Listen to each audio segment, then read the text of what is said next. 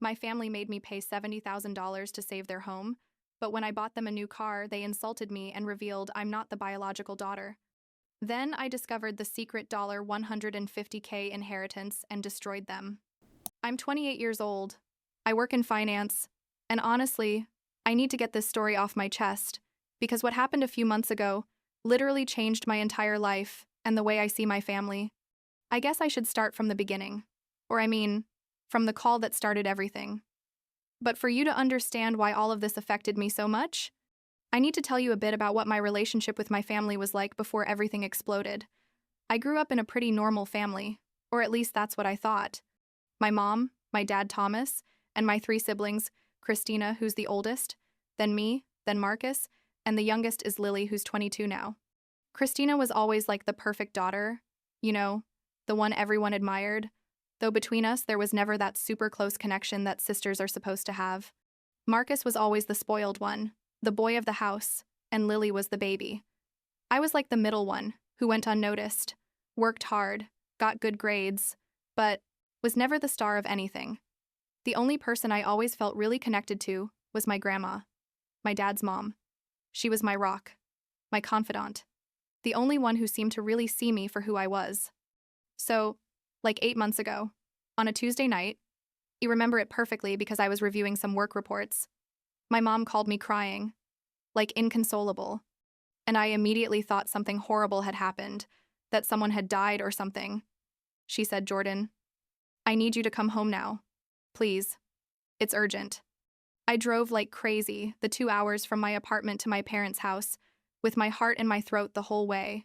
When I arrived, the whole family was sitting there in the living room, and everyone had those long, serious faces. My mom was still crying. My dad looked like defeated, with his head in his hands, and my siblings were there quiet looking at the floor. I sat down and my mom started telling me that they were in massive debt, like $70,000, and that the bank was going to foreclose on the house, that they had like 2 months to pay or they were going to lose everything. Turns out Christina had taken out a loan in my parents' name, with their permission, according to her, for some business that never took off, and things had gotten completely out of control.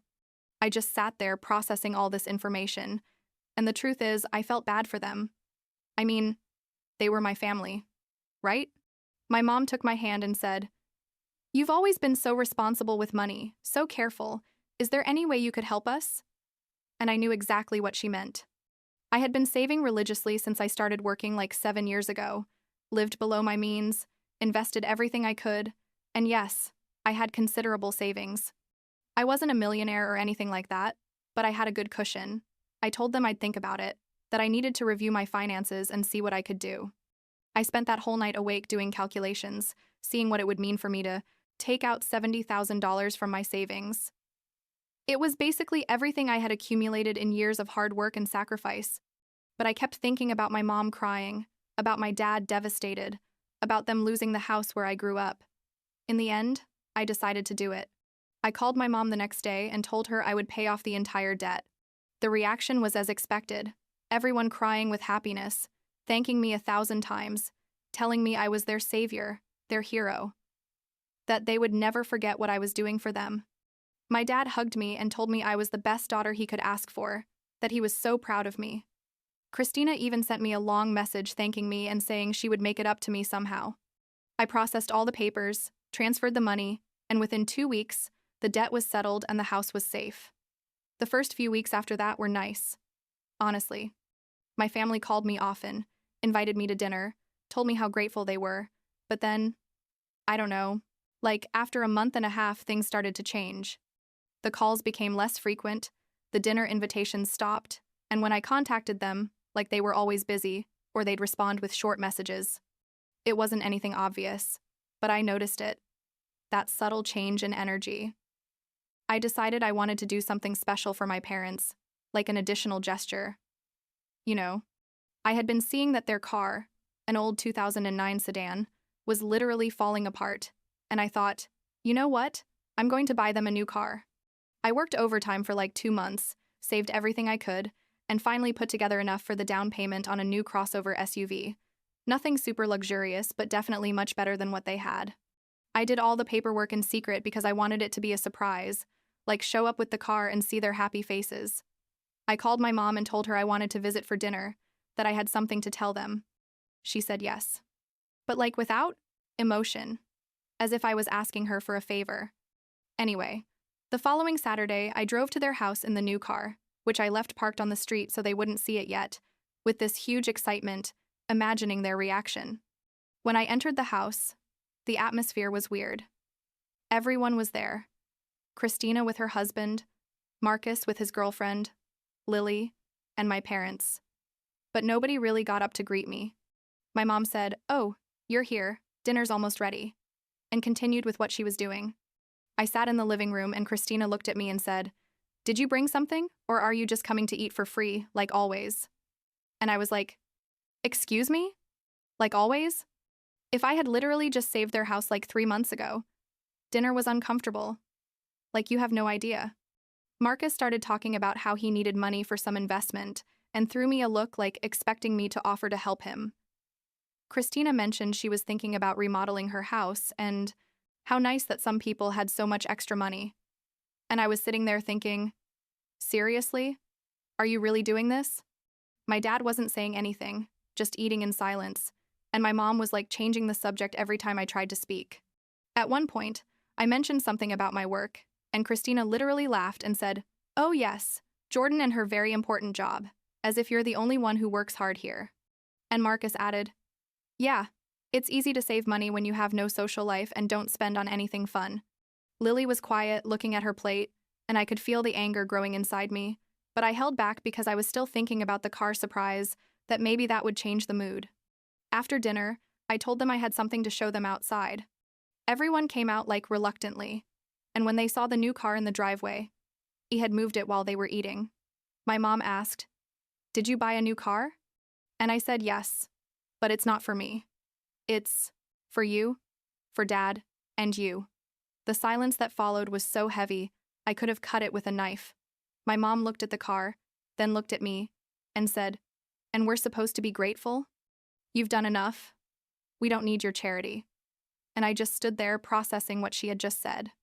Christina laughed and said, "God, Jordan, always trying to buy our affection, right? As if money could make up for how boring you are." Marcus added something about, "Why didn't I just buy myself a personality instead?" Something inside me broke in that moment. I looked at my mom and said, "Seriously? After I literally saved your house, paid $70,000 out of my pocket, money that took me years to save, this is how you're going to treat me?" And she just shrugged and said, "Well, that was your decision. Nobody forced you." Christina added, "Yeah, and honestly, it was months ago. How long are you going to keep reminding us?" I took the car keys from my hand and put them in my pocket. I told them, "You know what? You're absolutely right, this car isn't for you. I'm going to keep it or give it to someone who really appreciates it." My mom turned red and started yelling about how dare I, that I was ungrateful, that they had raised me and this was how I repaid them. And I just said, "No, I paid off your debt. That's how I repaid you. This you just don't deserve." I turned to leave and heard my grandma's voice from the door. She had been inside this whole time. He hadn't realized she was also at dinner. She said, "Jordan, wait." And then she looked at my mom and my siblings and said, "I'm going with her." My mom said, "Mom, don't be ridiculous, stay here." But my grandma walked toward me, took her purse and said, "No, I'm leaving with Jordan. This girl has been the only one who has treated me with respect and true love, and you should be ashamed of how you just treated her." We left together in my old car. He would pick up the new one later. And during the entire drive to my place, my grandma was quiet. When we got to my apartment, she sat on my couch and said, "I need to tell you something." And what she told me changed everything. Turns out my grandma had money. Quite a bit of money. My grandpa, who died like 10 years ago, had left her investments and savings that added up to almost 7 figures, like close to $1 million. She had been living modestly all these years because she didn't want my mom and my uncles to know and start constantly asking her for money. She told me that she knew exactly what my mom and my siblings were like, that she had seen for years how they treated me differently, as if I was less important. And she said, "Jordan, everything I have, everything, is going to you. I've been watching how you work hard, how you sacrifice yourself, how you give without expecting anything in return, And you're the only one who deserves this. She gave me a notebook where she had written down all the details of her bank accounts. Her investments, everything. I was in total shock, crying, unable to believe what I was hearing. The next day, my phone exploded with messages. My mom, Christina, Marcus, all sending me furious messages about how I had taken Grandma, who did I think I was, to return her immediately. I ignored everything until Christina showed up at my apartment without warning, knocking on the door like crazy. I opened and she came in, almost pushing me, yelling, "Where was Grandma?" that they needed to talk to her. I told her to leave my house, that she wasn't welcome. And then, like 2 days later, they all came. My mom, my dad, Christina, Marcus, like a coordinated ambush. They knocked on my door on a Sunday morning, and when I opened, everyone entered without permission. My mom was carrying papers in her hand, a power of attorney or something like that, saying that Grandma needed to sign that so they could manage her finances because she clearly wasn't in her right mind if she was living with me. My grandma came out of the guest room and told them she wasn't going to sign anything, that her mind was perfectly clear and that I was the only person she trusted. Christina completely lost it and started screaming. Then she looked at me with that hatred in her eyes and said, "You know what, Jordan? Since we're putting all the cards on the table, there's something you should know. Dad isn't your dad. Mom had an affair like 29 years ago, and you're the result. We all know it, and we've known for years." The silence that followed was deafening. I looked at my mom, expecting her to deny it, to say Christina was lying, but she just looked away. My dad, Thomas, had tears in his eyes but said nothing. And in that moment, so many things made sense. Like why I always felt different, why there always seemed to be an invisible barrier between me and the rest of the family. I told them to get out of my house, that everyone, including my mom and my dad, leave immediately. Christina kept yelling things about Grandma's money, about how I was a manipulator, but I just opened the door and yelled at them to leave or I'd call the police. Eventually, they left. And I just stood there in my living room shaking, with my grandma hugging me while I cried. The following days were chaos with messages and calls. I blocked almost everyone except my dad, or well, Thomas, because part of me still needed to process everything. He sent me a long message explaining that, yes, he knew from the beginning that I wasn't biologically his, but that he had raised me as his daughter because he loved me, and that to him I was his daughter, regardless of genetics. And I didn't know how to feel about it. Honestly. On one hand, I appreciated that he had raised me, but on the other hand, why did they never tell me? Why did I have to find out like this? Yelled by Christina in a moment of rage. Like a week later, I received a letter from Thomas asking me to meet at a cafe to talk. I said yes, arrived at the place and waited like an hour, but he never showed up. Later I found out, because Lily called me, that my mom and Christina had told him that if he talked to me, they would basically cut him off from the family too. So he chose to stay with them. Lily was the only one who eventually called me to really apologize. She told me she didn't know anything about my dad until that day, that she always thought I was exaggerating when I said I felt different in the family, but that now she understood. She told me she wanted to keep in touch with me, that what had happened was wrong and that she supported me. And honestly, that meant a lot to me. Like 2 months passed and my grandma and I were reviewing my grandpa's papers with her lawyer when we discovered something incredible. Turns out my grandpa, in addition to the money he left my grandma, had established a trust fund specifically in my name. Nobody knew about it because he had set it up at a different bank with instructions that I only be informed when I turned 25, but for some administrative reason, the notification never arrived. The fund had like $150,000 sitting there waiting for me, with a letter from my grandpa saying he always saw something special in me, that he knew I would do great things. Christina somehow found out think Lily mentioned something without thinking, and showed up at my work, literally at my office, demanding to talk to me. Security had to escort her out while she was yelling that that money should be divided among all the grandchildren, that I was selfish for keeping it all. And I just looked at her and said, "You know what, Christina? For years I let you make me feel less. Treat me like I wasn't enough. I paid this family's debt without thinking twice because I thought that's what being family meant. But you taught me that family isn't about blood or obligations. It's about respect, love, and reciprocity. And you didn't give me any of that. So yes, I'm going to keep all the money. I'm going to take care of Grandma, and I'm going to live my best. Life without your toxicity. That was like 4 months ago. My mom tried to contact me on my birthday a few weeks ago with a generic happy birthday message, as if nothing had happened, but I left her on read. Thomas sent me an early Christmas card, but I didn't respond either. Christina and Marcus? Nothing. Total silence. Which honestly is for the best. My grandma and I moved together to a bigger house with her money and mine combined. We could buy something really nice. And we're planning maybe to travel next year.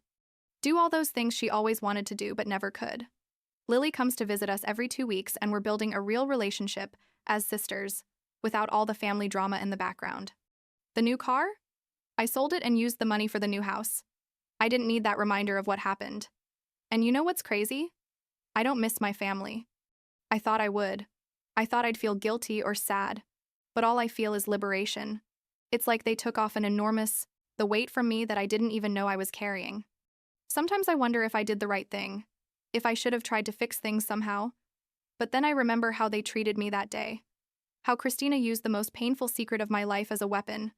Of how my mom never really apologized, and I know I made the right decision. Choosing myself for the first time in my life doesn't make me selfish. It makes me wise. Last week, my grandma asked me if I ever thought about forgiving them. Maybe giving them another chance.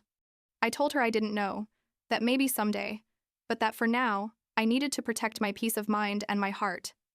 And she nodded, took my hand and told me, "That's okay. Love. You decide who deserves a place in your life, regardless of whether they share your blood or not. And that's enough for now, I guess."